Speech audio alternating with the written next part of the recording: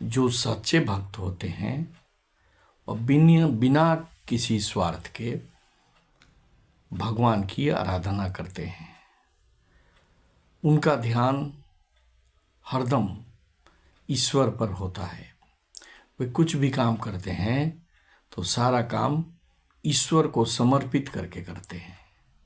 उनका सारा मन, सारा तन, सारा जीवन ईश्वर को समर्पित होता है। इसके कई उदाहरण आपको देखने को मिल जाएंगे। मैं एक उदाहरण आपको बताता हूँ। एक होम्योपैथिक के डॉक्टर थे। वे पेशेंट देखा करते थे और उनको दवाई दिया करते थे।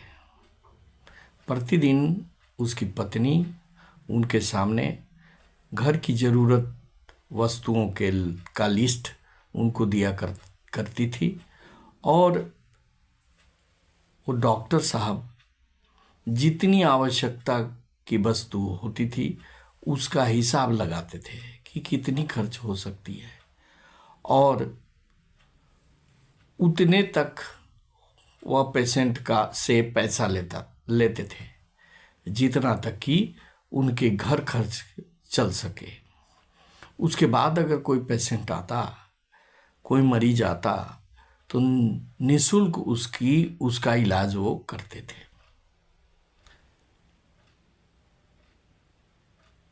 एक दिन उसकी पत्नी ने उसे घर खर्च के लिस्ट के साथ साथ अपनी बेटी की शादी में होने वाले खर्च का लिस्ट भी उनको थमा दिया।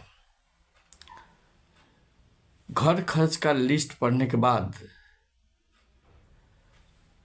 डॉक्टर साहब पेशेंट देखने लगे और जब वो खर्च का रकम उनके पास आ गया तो उन्होंने अन्य पेशेंटों को यूं ही मुफ्त में देखना शुरू किया। जब पेशेंट कम हो गए तो उन्होंने उस दूसरे पुर्जे को उठाकर देखा तो उसमें पूरे बेटी के विवाह का पूरा खर्च उसमें लिखा हुआ था जो वो प्राप्त नहीं कर सकते थे। तो उसने, डॉक्टर साहब ने उस पुर्जे पर कुछ लिख दिया और उस पुर्जे को मोड़कर रख दिया। उसके बाद वो अपना पेशेंट देखने लगे। उस दिन बहुत बारिश हो रही थी और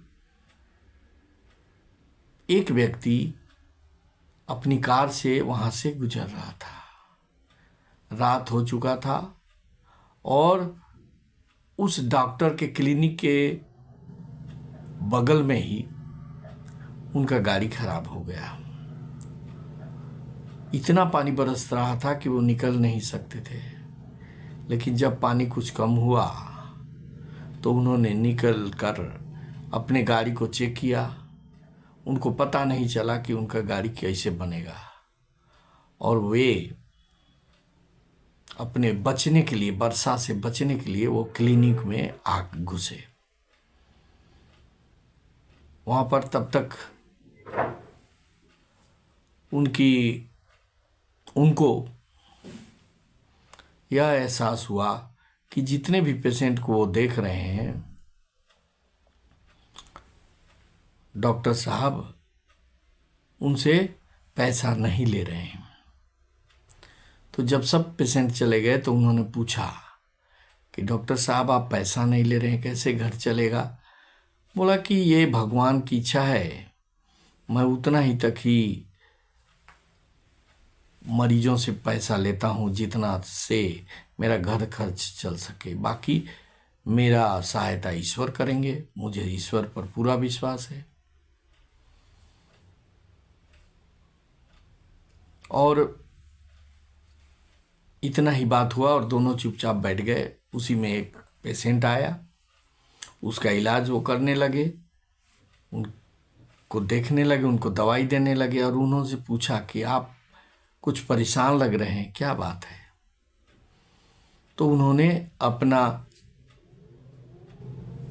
बात बताया कि उनके घर में कोई संतान नहीं है।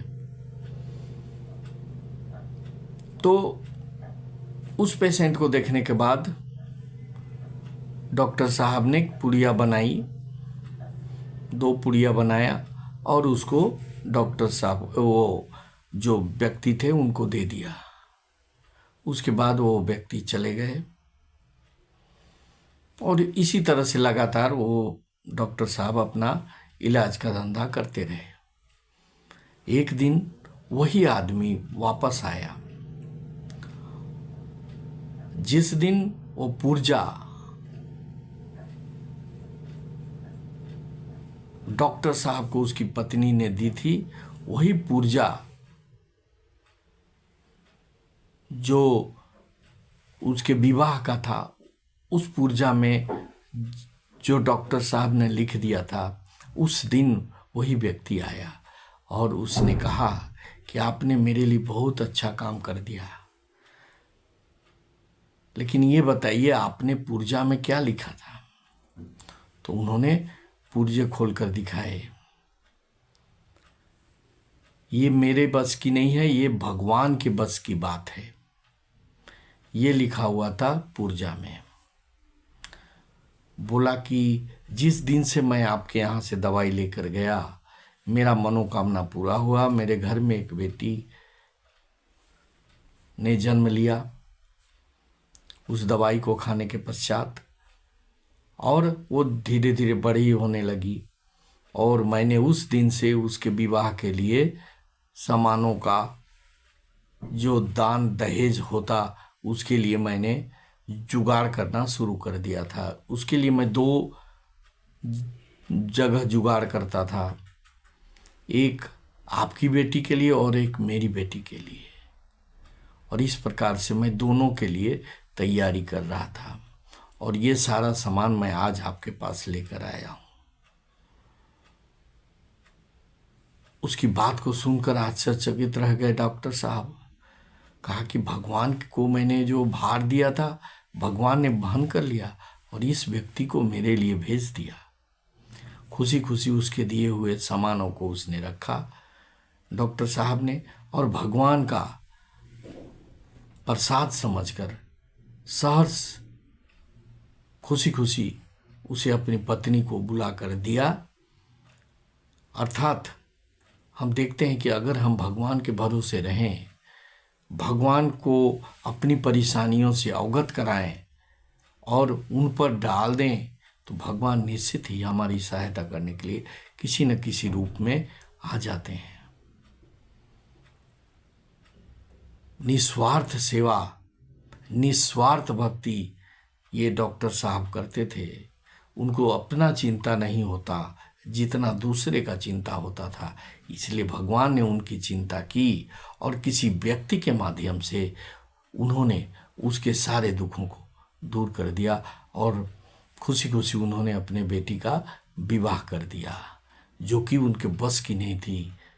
उन्होंने कभी सोचा ही नहीं था कि किस प्रकार से मुझे करना है, ये तो भगवान का काम है, यही वो सोचा करते थे। और सचमुच में उसके इस कार्य को भगवान ने पूरा किया। इसलिए हमको भक्ति करनी है तो सच्ची भक्ति करनी है, और जो हमसे नहीं बन पाता उसको भगवान के लिए छोड़ देना चाहिए और कहना चाहिए कि ये तो भगवान के लिए है, ये तो भगवान करेंगे, जैसा करेंगे अच्छा ही करेंगे। अगर इस मानसिकता के आधार पर हम भगवान से भक्ति करते हैं तो हमारी सारी इच्छाएं पूरी हो सकती हैं। अगर ये वीडियो अच्छा लगा तो इसे सब्सक्राइब करेंगे, शेयर करेंगे और लाइक करेंगे।